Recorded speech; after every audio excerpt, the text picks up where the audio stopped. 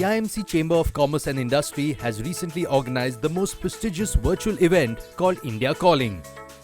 This conference provides a platform for both Indian and global players to come together and debate, share insights, and explore potential investment opportunities and collaborations. Under the theme of Unleashing Opportunities, this year the focus of the conference was on the several measures government has taken to boost domestic and foreign investments in India. The day-long conference included the sessions where leading Indian and international experts from industry and government have shared their insights into the development of markets in India, policy inputs and opportunities for companies to invest and collaborate in these areas. Here are the highlights from the conference. The event aims at attracting the Indian diaspora and international delegates world over to communicate, cooperate and collaborate with India. Our theme for today's conference is Unleashing Opportunities, Why Invest in India. As you all know, infrastructure is the focus area of the government, and this sector is being developed through public-private partnership model. You may be surprised to know that India launched the largest PPP program in the world way back in 2003-2004 and is the most successfully implemented PPP program in the world for infrastructure development. Indeed, this is the apt moment to invest in India. There is clear visibility that India has come out strongly from the pandemic and has emerged as an economy with the highest growth among the large economies, with real GDP likely to rise over 8% in 2022-23. All projections, whether it is from the World Bank or IMF or any other credible organization, see Indian economy growing at a rapid pace for the next 25 years. Therefore, as our Prime Minister Shri Narendra Modi recently remarked, that those who are not investing in India clearly missing out. The industrial sector has witnessed a sharp rebound from contraction of 7% in 2021 to expansion of 11.8% in 21-22. Ladies and gentlemen, dignitaries, friends, it's a very appropriate time, I would say, that we are all getting together. It's been a brutal past 24 months, and it's changed the world in many ways. But let me just start by getting back straight to the point of investment in trade. You know, last year in the midst of the most unprecedented lockdown in human history, and I'm talking about March 31st, 2021, India received an FDI which was in excess of $81 billion, the highest ever FDI we've got in our history. I'll tell you what's important in that. Our FDI increased by over 12% when global FDI decreased by 35%. In fact, we were one of the probably one or two countries in the world which moved up its global position from number 8 to number 5 as an FDI recipient nation. But I'll tell you what's more important than that. This FDI came from 89 countries and it came across 63 sectors. In 72 months, India today is number 3 in the world in number of unicorns, number 2 in the world in number of startups, and number 1 in the world in new startups adding every day. India is one of the most open economies in the world, with the private sector having the ability to play a role in each and every sector of mine, which explains that how I've received FDI in 63 sectors. And it is this partnership with which India wants to grow. India is a logical partner for the UAE. We have a lot of synergy between ourselves, and we have to work on this to build a stronger relationship between the two countries. आने वाले कल की दस्तक हमें सुनाई देती है, नई मंजिल है जिस ओर हमें वो दिशा दिखाई देती है। नए इंडिया का नया जोश, नए इंडिया का नया जोश, नए जोश से निकल पड़े हम, आने वाला कल होगा हमारा। Okay, let me give a formal welcome to our Honorable Minister, Mr. Piyush Goyal. Piyushji, we are extremely thankful for your presence this morning. I do know that you have a soft corner for the Indian Merchants Chamber, and thank you so much for being with us this morning. India Calling, this is the 23rd India Calling that we are having this year, 12 of which have been outside of India. As you all know, this is an opportunity for informing our investors and entrepreneurs of what India can offer. Across the world, when investors and entrepreneurs look at putting their money to work, they know that money has no color, nationality, bias, or border. Like water, money flows where it finds sustainable returns, safe returns, secure returns. President of IMC, I'm delighted to see my good friend, His Excellency Mr. Isa Gurre, who has joined this very important program of IMC. History that IMC represents, nearly 115 years of service to business, service to industry, service to merchants, is truly very, very satisfying. You played a very important role in India's struggle for independence. You have been a part of India's growth story over the years. In fact, it was the Indian merchants in Mumbai who came together to support the Swadeshi movement, most of them leaders of Indian Merchants Chamber. And therefore, in some sense, if I may say, you have pioneered the cause of Atmanirbhar Bharat, a self-reliant India, in some sense started from the Swadeshi movement, of which IMC was an integral part. Our exports are at an all-time record high of nearly $675 billion, highest ever in goods, highest ever in services. GST collection of April, which reflects the March sales, is at an all-time high of 1.68 lakh crores. We're very redeeming, very satisfying that economic activity has come back beyond the expectations of most analysts. Manufacturing PMI at 54.7, services PMI at 57.9. All of them are reflective of the revival, and in some way, the attraction of India is becoming bigger and bigger as the days pass. The geopolitical situation in the world also is leading to a lot of excitement and interest to invest in India.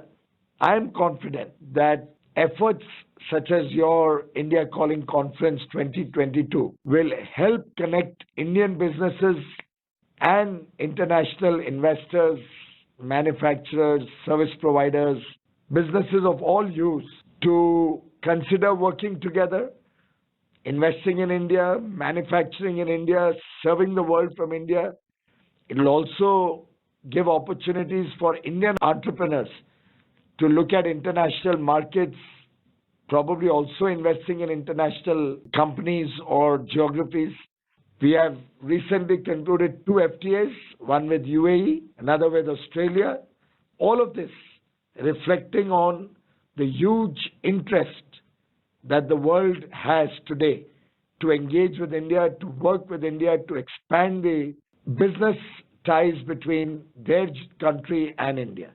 And I'm sure by next year, we'll be able to conclude a FTA with EU also.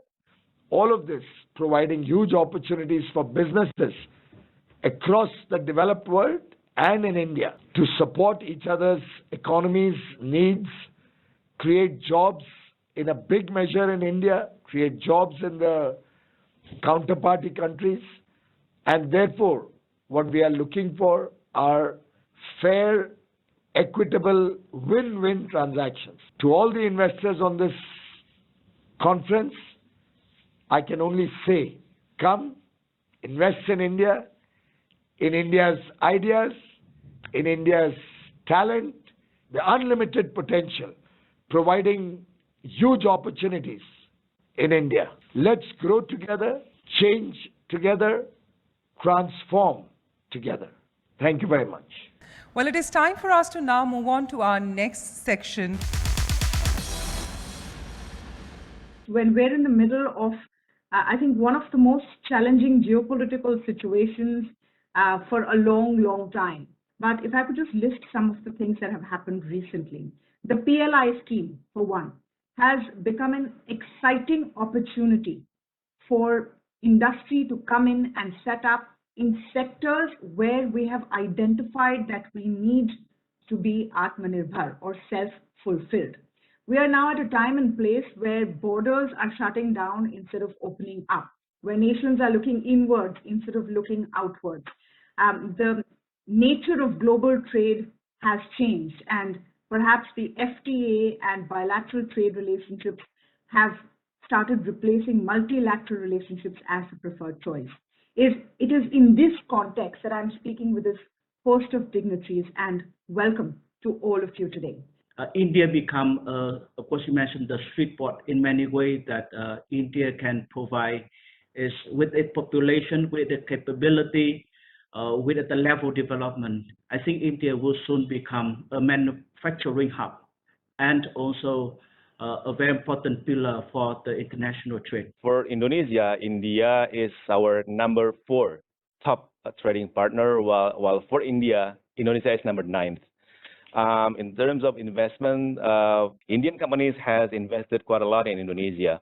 India is the world's pharmacy, one of the biggest producer of pharmaceutical products, be it in the form of medicines and also the ingredients. Going forward, what we Ghanaians expect that in partnership with Indians in fields like or industries like mining, we expect that the Indians will not only come to buy our gold, because about 80% of Ghana export of gold comes to India, but rather value will be added. Value addition is what we expect, that we add value to it so that it will benefit both Indians and Ghanaians.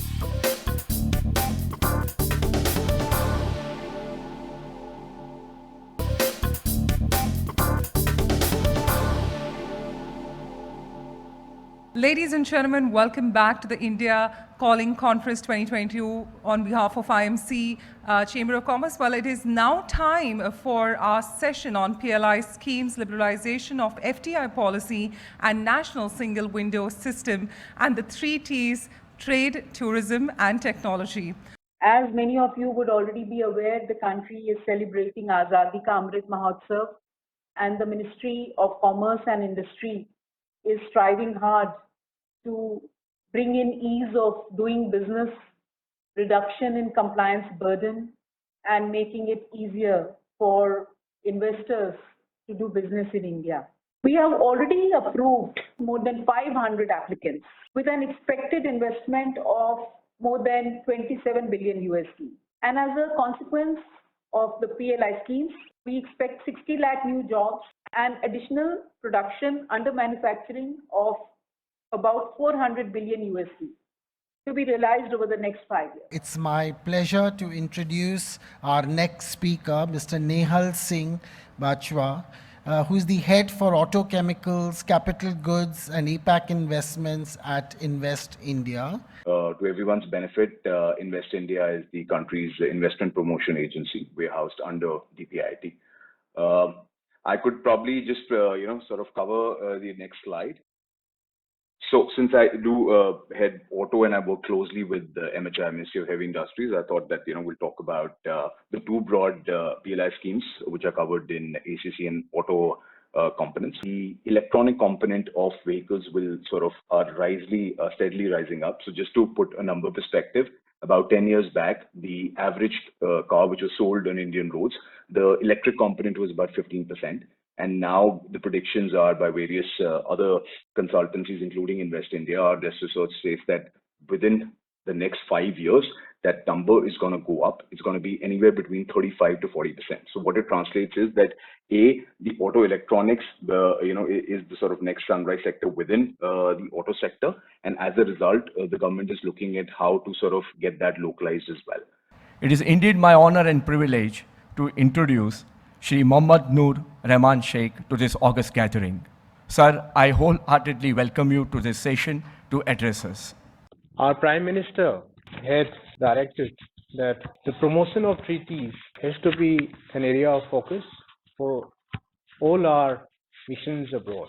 We're asking questions on what should be the step to achieve the promotion of the trade and achieve the target of $400 billion. Ladies, at the India Calling Conference 2022, it's time for our next session, States of India, Opportunities for Investment in States of India. Maharashtra, as Mr. Zuzar right to say, is the leading industrially developed state of India. Maharashtra stands number 1 in many aspects. The state has best of infrastructure, having largest land bank in the country. We have very progressive industrial policies dedicated for the sectors like IT and ITES. If you see the data released by Reserve Bank of India, we can see that foreign direct investment inflow that comes to India, more than 30% comes to Maharashtra. On behalf of people of Goa, I welcome the businesses and industries from all over the world to come and establish their operation in the state of Goa with literacy rate third highest among the states of India. In terms of infrastructure, Goa is leading the way with the better air, road and water connectivity. In 2019, the state received $64.5 million of foreign direct investment, the highest among the small states of India. Goa Investment Promotion and Facilitation Board is the single window agency for the state where the business can go for facilitations and to get the answer to their business related queries. Thank you, one and all. Well, let's change tracks and set our minds to an insightful business panel, which will highlight industry perspective on various opportunities for investment in India. India, as all of you know, is a federation of 28 states and 8 union territories. India is poised to grow at a GDP rate of 7.2%. The key indicators are very favorable, be it the record-breaking exports of goods and services totaling to $675 billion in 21-22. As you said, Maharashtra is today one of the biggest cotton production center in the country, and I see that all the major textile like Ichalkaranji, Bhiwandi, Maligaon, all these are all a part of Maharashtra, and I think Maharashtra can play a very big role. So I see a huge opportunity in the textile sector, and since FDI is also allowed in many of the sectors in textile, I see that a lot of foreign players also could come and invest in India, Anandbhai. I think the whole mood in the country today, I would say, is very positive for investment, and we have seen in the morning sessions how really good the opportunity is for investors, whether domestic or foreign, to invest in a country like India. Well, let me start with the easier ones. Which states are doing something about helping unicorns or startups come in? I think everybody's trying, but they're too excited about the fact that there are 100 unicorns and that the valuation is so huge. I'm more concerned about the value. As an investor, what we have to look at is the value that the particular startup in which you're investing is creating. So that's what is sustainable. In addition to that, there's $42 billion worth of direct investment in startups. It's time to move ahead to our next segment, which will highlight and talk about global perspectives on investing in India.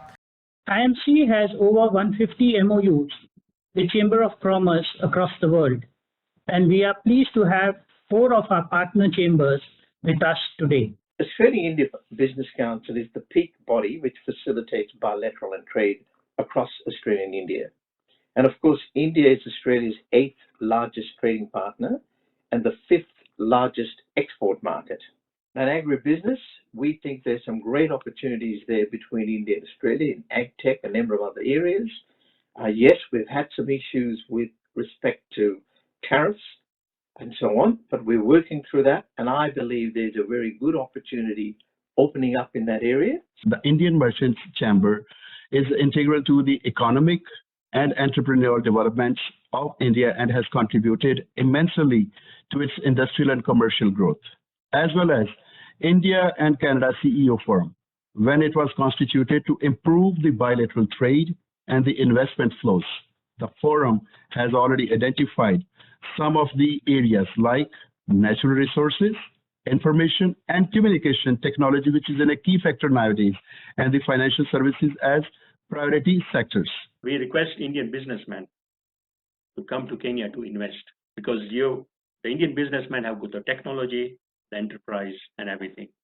Dubai and the UAE have been a center of a lot of activities and actions with the beginning and the closure of Expo in the 6 months, intensive 6 months that we have had recently, closed just over a month ago. We know India is a very hyper-competitive marketplace, but it's huge. We know that India has a lot of potential and a huge market. Just one state would just be more than enough for the UAE.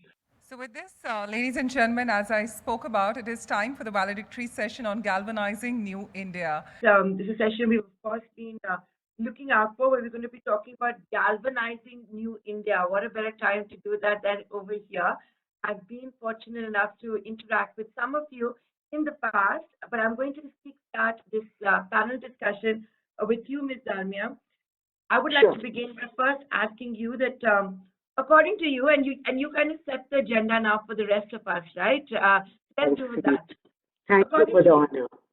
What would be the dominant investment ideas, let's say, for this year, for India, as we galvanize to a new future? I would like to start with stating that to be future ready, we first have to focus on improving on our human development indices of health, education, and skilling, instead of only relying on labor arbitrage to attract FDI. The ultimate aim of galvanizing a new India after the dual hysteresis of COVID and this indefinite war, we ultimately need to restart a virtuous cycle of private consumption, leading to optimal capacity utilization that will spur private capex and job creation. India is now the third largest ecosystem on this planet when it comes to startups as well as innovations. The entrepreneurial spirit has been unleashed. It's not just in the big towns, it's also in the smaller towns. I think, to me, India is right now number 3 in the scale of economy in the world, only surpassed by USA and China. And then we are number 3. But between number 2 and number 3, there's a huge gap. And all this gap is because why we cannot provide the necessary incentives, necessary push, necessary whatever is required. We've got the best of manpower, we've got the top class engineers and skilled people, we've got the best of IT, and we've got anything that you can touch, we can. But then there is a bureaucracy somewhere. The opportunities in the country are huge, and they can only go upwards. Number one, the demographic dividend that we have of the youth of the country, the opportunity cannot but be large. Number two, if we want to do a double-digit growth, and prior to the extent to which our Prime Minister would love to have the $5 trillion economy, so do I.